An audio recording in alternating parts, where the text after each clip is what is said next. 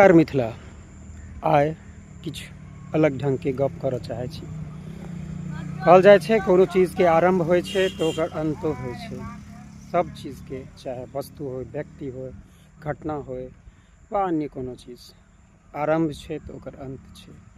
हमरा पाछू ई दृश्य जे नजर आबि रहल यऽ, ई ओ मंडपक दृश्य छै जे पिछला साल यज्ञ के लेल, महारुद्र यज्ञ के लेल बनल गेल रहे। एखन स्थिति एकर देखल जाय, ई अपन अंतिम स्थिति में 1 साल पूरा के बाद, 1 साल पूरा भेला पर अपन अंतिम परिणति के प्राप्त केलक। तें ध्यान राखी, जाहि चीजक आरंभ होइ छै ओकर अंतो होइ छै। असत्य के आरंभ भेले तऽ सत्य से ओकर अंत हेतै। तो ध्यान राखी, अपन जीवन में कखनो अनर्गल काज नहीं करी, या तऽ अनर्गल कृत्यक, अनर्गल कर्मक जे छै अंत सेहो निश्चित छै। तें नीक काज करी।